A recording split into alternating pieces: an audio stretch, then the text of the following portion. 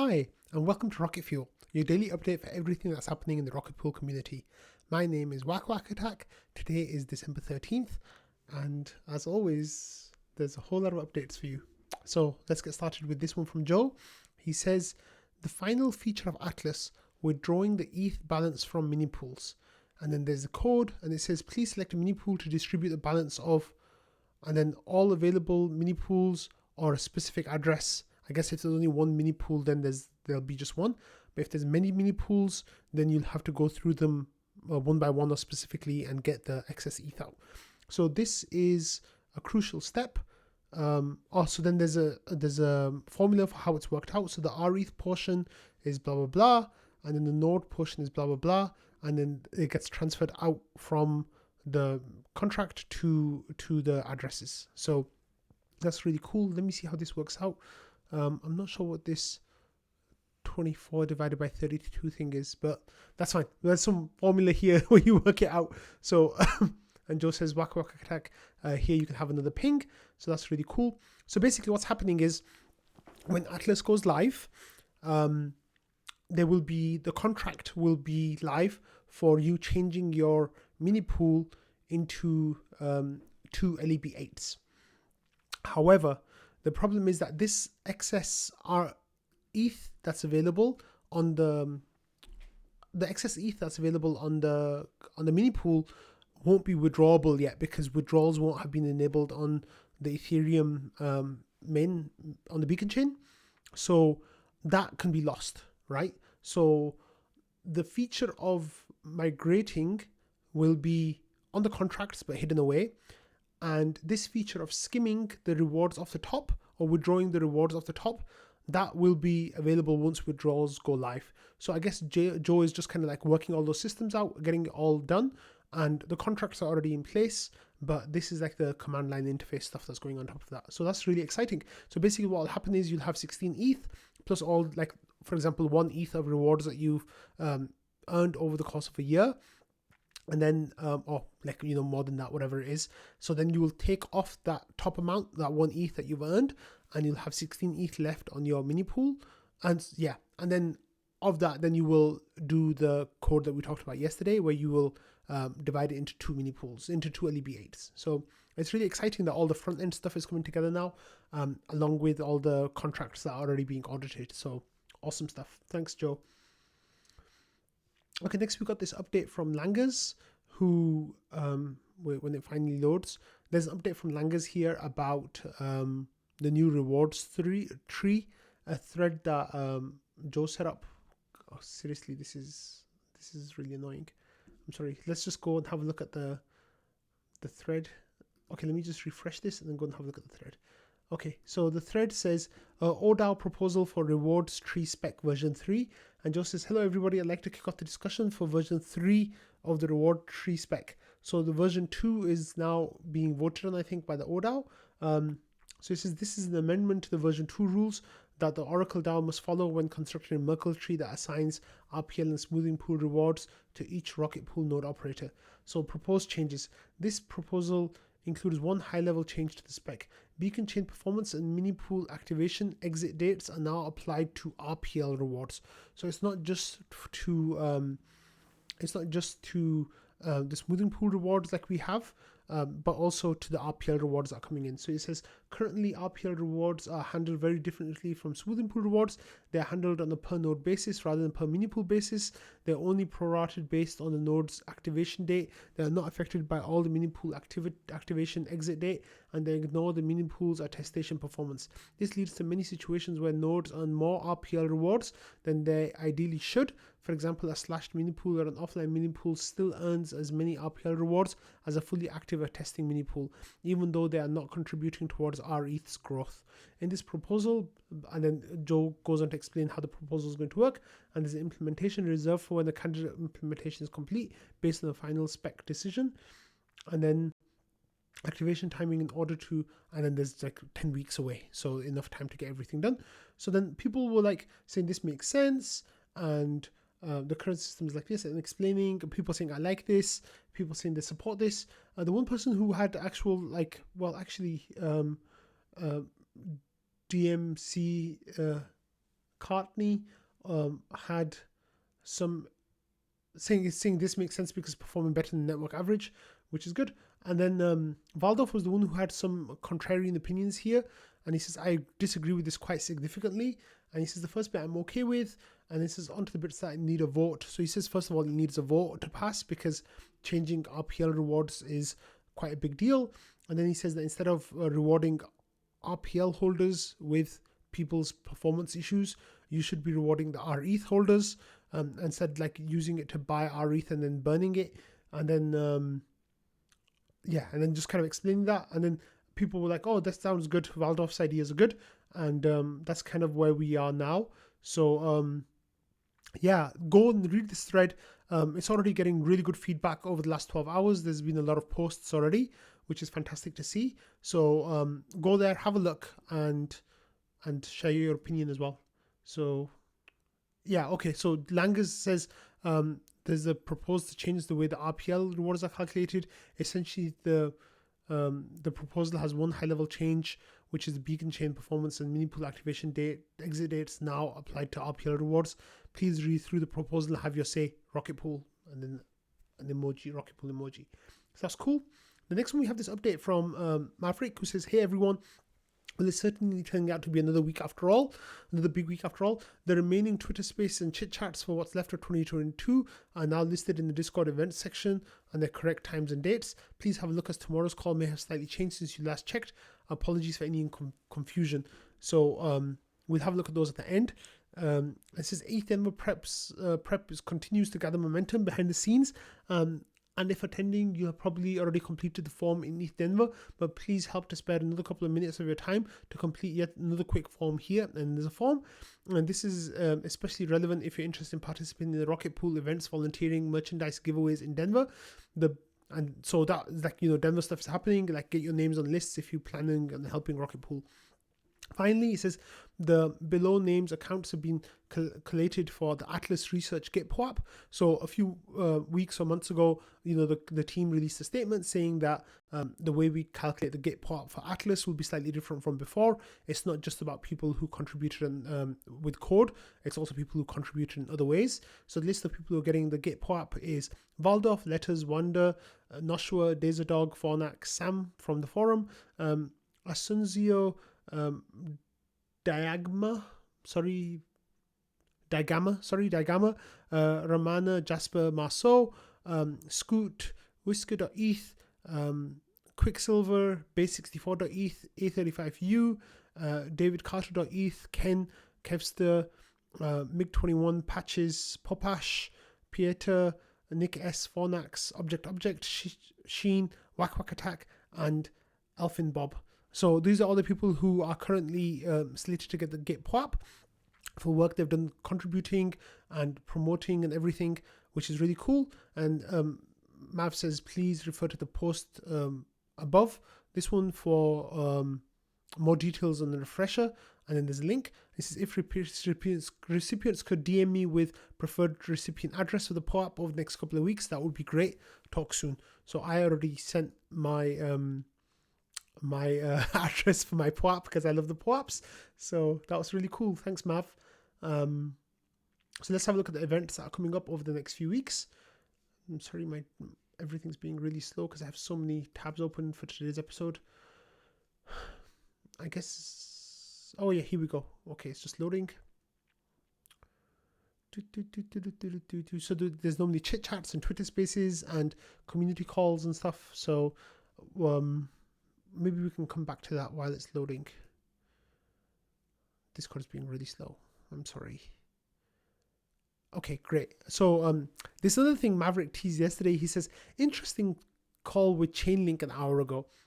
So for those of you who've been long-time watchers or, trading lurkers / participants, you'll know that Chainlink is one of the next big Lego DeFi enablers, DeFi Lego enablers that we need in the Rocket Pool community and in the protocol. So Chainlink is an oracle that helps gather information and spread information to people who ask for it. So it's really important to have the Chainlink oracle because a lot of DeFi protocols use it for their the way that they display information about RETH, and I guess even RPL or whatever. So Maker, for example, will use their own Oracle, but a lot of protocols like Aave and others use a Chainlink Oracle. So we've been wanting this for a while. So Maverick says, interesting call with Chainlink an hour ago. And then nobody really talked about it. They just like dropped some emojis. But then a few hours later, Phil Cares, the RETH said, oh, what? And Maverick said, oh, something soon, something. You know how it be. So this is really exciting that, the Chainlink Oracle, hopefully it means that it will be implemented soon. Hopefully it'll be done before the holidays, but if not, like early in the new year. I think that would really be another one of those, like, I call it like the hype ladder, going into Atlas and withdrawals. Like getting Chainlink sorted out at some point in January would be absolutely fantastic, because it would just let us build upon, like, keep the ladder building up of hype going into Atlas and withdrawals, which would be really, really great. So that's fantastic. Let's just go back really quickly and see if we've got those events loaded. Yeah, so there's a new time community call space, which is Jasper and Mavu will be joined by special guests from Gamma, who are helping the IMC to manage Rocket Pool's liquidity, and that is taking place today at 8 p.m. I guess Eastern time. I thought it was 2 p.m. Eastern time. Maybe I'm mistaken. Okay, and then we have the weekly chit chat. Come along and chat in the voice channel, and that's Thursday at 8 p.m. And then 2020's last bi-weekly community call, which is on Tuesday, December 20th, also at 8 p.m. Eastern. As 2022 draws to a close, one final bi-weekly fortnightly report to chat through. Langers will return along with Mav and I. So I guess, that's Ken. And in change to our usual programming, this call will be hosted by Ken instead of by Jasper. And then there's another one here as well, if I can scroll down. Yeah, and then 2022's final Twitter space, the period between Christmas and New Year. Excuse me. Yeah, the period between Christmas and New Year is often a time of quiet relaxation, but if the rest of 2022 has been anything to go by, there'll probably be a lot for Ken and Mav to talk about on December 27th at 2 p.m. Eastern time. So those are really cool events. I will select interested in all of those shortly. Okay, moving on. Next, we have an update from Nimbus that they are calling a high urgency update, a high urgency release. However, all is not what it seems. So Nimbus recently allowed remote signing, which is like the split mode, to take place. Split mode is not currently enabled on version 1.7.1. So this high urgency release, Nimbus say, is, for people who are on using the remote signing, the split form of Nimbus, which the most of us are not. It says if you are not using that, then you can skip it. If you are using that, then this is a high urgency release for you. So I just thought I'd give you a quick heads up about that. Okay, next we have information from Joe on the Proteus, which is always exciting. So Sleety here said, missed this ping, let me know what you need. So that's in response to Joe pinging Sleety yesterday, saying he's ready to open up Proteus pre-orders. So let's have a look and see what they talked about. Sorry, I might just have to scroll for a second. And my computer is going really slowly, so that's really bad. Okay. So we get... Seriously, I didn't press refresh. What are you doing? I'm sorry. I hope you're all doing well. I'm doing better than my computer is. Anyway, let's come back to that. Okay, then we got more updates from Joe about the Proteus. Says, good news, everyone. So let's have a look what the good news was. And he said that I have been given permission to create a thread in here for Proteus pre-orders for people who don't want to wait for a website and know me and just want one. So I'm going to do that. So basically, the idea was that Joe was going to create a separate website, which is what Sleety and him were going to be working on.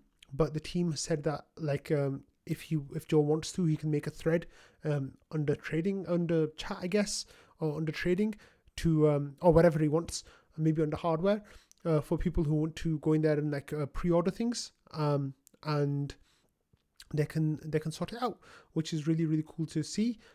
So it will be yeah, like looking for owls is limited to one per person that we can try to corner the market and resell. And people were talking about how they could run Doom on there. And it just means, oh, and Lee said, do you have a price set up yet? And Joe said, no, but I will by the end of the week, probably, now that I know what all the parts are. And Dr. Degenerate says, can I buy with Rocket the RPL token? And Joe says, if you order it by that thread, sure, but don't get mad when I sell it. And then is the thread up already? No, this is an announcement of an announcement. And looking for Owl says, will Whack Whack Whack get to do a teardown and maybe a drop test? And Joe says, sure, but if he's going to do a drop test, he should probably get the fanless case. So yeah, I'm happy to get one of the models, and I can do a full review of it and talk about it on Rocket Fuel. So that means I get one for free, right? No, I'm just kidding. I was expecting to pay for one, so I'm happy to pay for one and support Joe and set up a fallback node for myself. So I'm trying to go back and look at the thing with Sleety, but that's not loading. So I'll just put the link in the description so you can read it there. This is a really bad user experience. I'm very sorry about this. I really should have closed some windows or something. Okay, now this is the feature that everyone wants, and I know that I'm going to ask for this feature. So Trevon.eth says, can we have it chirp like a smoke detector every time you get in the test station? So for those of us who are running a higher number of mini pools, I guess Ken with 60 mini pools, I think he has, or 50. Ken, this is a feature for you, definitely. Like every 12 seconds, you'll get a nice little beep. That would be really great, I think. So I think this is a feature that Joe should definitely add, and it's something that a lot of people I think will ask for. So okay, let's move on from that. Next we have the Twitter space. We have this. Seriously, why is it refreshing? We had a comment from Patches who was talking about how we can make the Merkle trees faster, the generation of them faster, once we get to rewards tree version 3. So he says, I had an idea that could cut 30 minutes off. And then Joe says, do tell. And Patches says, make a Merkle tree of the validator index, publish the route to the chain, cache on disk. When the new interval starts, you only need to index nodes that are missing from the cached index. And then Joe says, okay, caching is more of an implementation and less of a spec thing.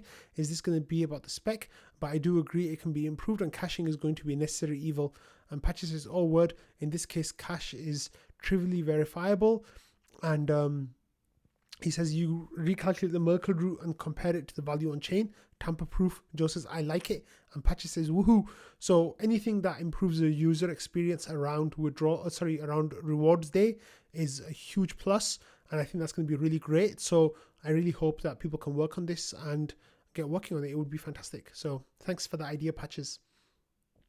So here we have this comment from Jasper who says, from Gamma team, come join us for a Twitter space, the Rocket Pool, to discuss and answer questions regarding their RETH liquidity pool. So this will be happening right now, basically from when this video goes live. So stop watching this and go listen to the community space. It's taking place at 8 p.m. Oh no, actually I'm mistaken. It's taking place at 8 p.m. Eastern today. So it's going to be taking place in about 6 hours after this video goes live. So make sure that you check into that. I've got my reminder for it set, and you can join us as well. Okay, next we had this really cool thing that happened overnight where Coinbase hit 1,000 trades of the RPL token, which is really exciting. And we had Walthalter Patricio come in and say 1,000th trade on Coinbase, and lots of emojis say who's really happy about that. So that's a nice milestone. And Jasper gave some information. He says, I've been making a good bit on Coinbase. Thank you for the RPL to market make with. And buy, sell on Coinbase, reverse on CoinSwap, bring back there's a whole process, right? Like I talked about it on Rocket Fuel last week, where you can kind of arbit whether it's like below the peg or above not the peg, but above CoinSwap or below CoinSwap/Uniswap. So there's definitely some arbitable opportunities there for you. And Jasper's been doing that, which is really cool. So some of those traders will be directly buying and selling from Jasper, which is pretty nice to see. Jasper was explaining that it's quite easy if you have some RPL and USD/USDC USD equivalent on Kraken and on Coinbase and on your like DeFi platforms, because then you can kind of like play all three of them, and there's always some arbing opportunities with them because of the way the prices are set up on those exchanges. Butter had this question of Dybsy yesterday. He said, how did the Flashbots interview go? So we've covered this a couple of times already, but there's a few more details that Dybsy shared today that like I think might be worth going into a little bit more detail. So he says, all right, I guess once it finally happened, was supposed to hear by Friday. If I have a follow-up interview with Tina, technical and culture values, as well as a 15-hour working interview. Haven't heard, of course, which seems par for the course from their HR front end. They have nobody in legal right now, and the former lawyer was 10 years plus general counsel at Salesforce, so it's a little bit out of my pedigree. So this is also the guy couldn't really answer my probing questions about day-to-day infrastructure and architecture. I also showed up in a suit and tie, and interviewer was in the ratty black t-shirt. So did we then kind of like talked about how it was, what the experience was like. And he says, I don't know, I've never worked with a tech startup. I've not even interviewed in the last 10 years. So then he gave feedback on the process, which he says he was not super impressed by. And it looked like this. 1, hey, we want to interview you, pick a time. And then the time gets picked and nobody confirms or no interview link. And then Dybsy followed up and still no reply. And then several days later, after the time passed, there was a follow-up email with no apology. And then reply, several emails go back and forth, trying to nail down the time, end up just picking a time slot. No reply, no video link, looks like it's not happening. Get an email at 5 p.m. from the guy saying he's sitting in the video chat alone and guesses I didn't have the link and blames it on the tech stack. I reply and we have an interview. He can't answer my questions and doesn't even seem to know much about me. He says he'll follow up in max 3 days about whether I go to the next interview or not. 6 days later, nothing. So the whole process has been a bit of a mess. I want to use a different phrase there, but I'll leave that. He says, I mean, I don't even want to put them on blast on Twitter or burn bridges, but at this point, I'm probably just going to withdraw my name from candidacy if they actually follow up. So sadly, I think like with companies like Flashbots and other Web3 companies that are like kind of bootstrapping right now, then people might be having experiences similar to this where they're applying for jobs and it's not working very well. But it's a shame that this is happening to Dybsy, and I hope. Yeah, I don't know what to say. Like, I'm sorry, bro. Next, we have this from Hodja, which I've given a couple of shout outs to Hodja on Rocket Fuel, talking about, his Rocket Arb website.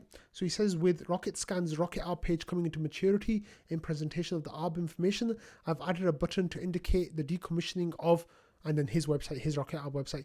In some sense, when I first made the page, I was imagining it as another page on Rocket Scan. The header color was even chosen from Rocket Scan using the eyedropper tool. Haha. Now it actually is on Rocket Scan to avoid duplication of information and to consolidate presentation of market info. I'll be decommissioning his Rocket Arb website. So I think that like his site was great. I really liked it, and Proteus putting it on the Rocket Scan website was beautiful, and like he did a really good job of that as well.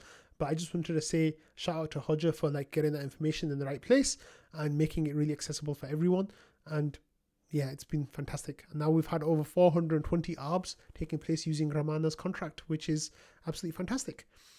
Okay, next we have this part of the episode where we talk about what work you did for the Rocket Pool community. So I released this post yesterday. I said, it's that time, gang. What work did you do this week? Let me know and I'll give you a shout out on tomorrow's Rocket Fuel. I think maybe we can nominate other people this week too. Oftentimes some of our community members feel uncomfortable putting the praise on themselves. So Joe replied by saying, I did LEB8s and finished the Proteus. The Proteus, of course, we were already talking about like almost every day this week, which is huge. It's going to be so great. And then Fizz says, Joe is my goat.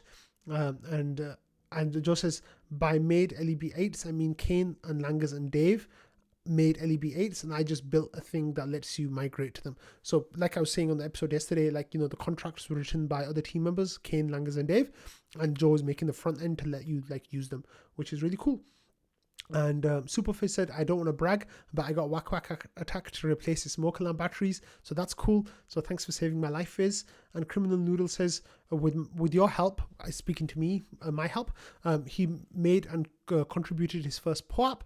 I've been here for years under a few names, but never really said anything, so it was really exciting to feel involved. Cheers, Whack. So Criminal Noodle did really great work with that. It was a beautiful POAP, and it was absolutely my pleasure to distribute that. So some of these links are going to be duplicated because I've already got them. I already kind of went through them. So let me just make sure that I'm not missing anything. I'm so sorry about my browser today. Okay, and then we have this update from Patches, who said that he's been working on the rescue node. Oh wait, no, sorry. Next we have Zemo, who said, I made a Shrek meme and it got 26 keks. Mad proud.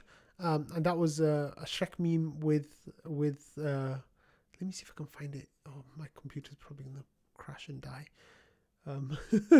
Hold on, it's opening, I think. Come on.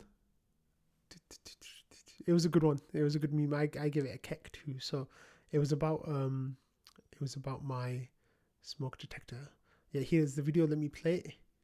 Oh, there's no sound.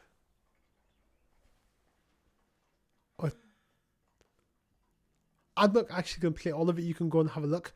But it's from Shrek and they're hearing the chirping sound.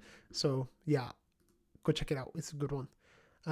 Patches says, I'm neck deep in Prism code and the internals of the gRPC Golang package, making the rescue node compatible with Prism. Popash is making the API that makes it so we don't need to manually give out URLs. This thing is going to be ready before you know it. That reminds me, tomorrow I have to file a bug with Prism, maybe even a pull request. And then he says, also, Fornax has been busy. I haven't been active in support between my job and not building the rescue node out. He and Object have been holding it down. So Fornax and Object have been really great in support, which is fantastic that other people are stepping up when Patches isn't around. And then Fornax came in and he says, shout out to Zero for helping us organize the trip to Denver. So I know that Zero is doing a lot of work in the Denver channel. So thank you for that, Zero. I think I like this idea of kind of people being able to nominate each other because it kind of helps us to see the best in each other. And also, like I said, people oftentimes don't want to put their name out there, even though they deserve a lot of acknowledgement of the work that they're doing. So that's really cool. And yeah, we just got this one. So finally, ending with some good news that SPF got arrested in the Bahamas yesterday, and it looks like he's going to be extradited to the US. And yeah, let's get this criminal behind bars. There's a hearing taking place on Capitol Hill in Congress about FTX and the new CEO. I think his name is John Ray. He's talking and he's being really FTX was handled very, very badly by Sam and friends, and now it looks like the authorities are catching up with them. So he got to enjoy his last few weeks of freedom, and now it's time to face the music. So let's hope he goes to jail for a very, very long time if he's guilty to the extent we all think and fairly sure he is. So on that note, I'm going to end this episode. I hope you all have a lovely rest of your day, and I'll see you all in the Twitter spaces this evening. Bye.